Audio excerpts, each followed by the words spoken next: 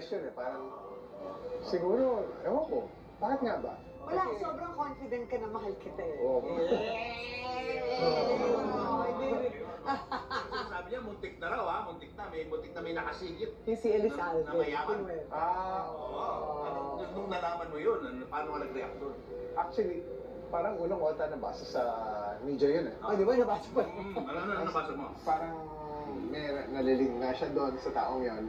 Tapos, tinanong ko siya. Tapos sabi niya, wala yan, wala yan. Wala naman talaga, wala naman talaga. So, I just brushed it off. Ganun lang ha. Mm-mm. And then you proposed na after. Hindi pa, 2 years Yeah. pa. Tagal pa.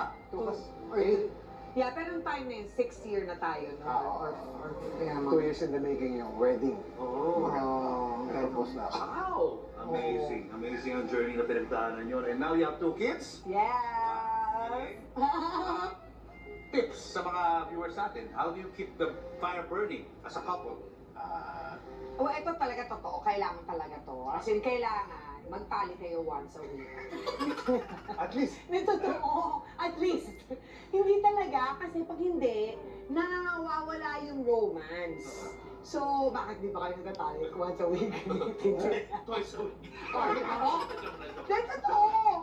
So, at least once a week, magtatali kayo. Kasi, kung hindi, magiging lang kayong barkada. Oo. Tapos ano, so iba talaga yung meron kayong romantic involvement. Kasi, like exchange kayo ng fluids eh. Totoo yun. Tapos nai-imbibe mo.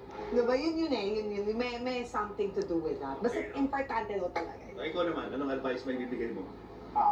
always try to do things together. Lalo na yung Pagtatali. Medyo. tali. Alam mo na papasuko. Naiilang siya. Joke together. Joke together.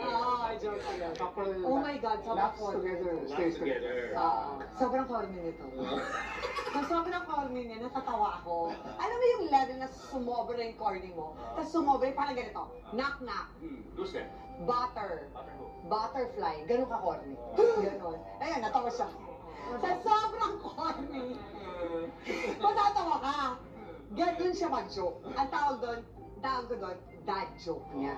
Dad joke. Ayan ang mapapatunayan mo, mahal ka talaga niya pag sumatawa siya doon sa ganung klaseng joke. College pa nun. Matawa na siya. Diba? Hindi nga, joke nga ngayon. Wala. Na-stress.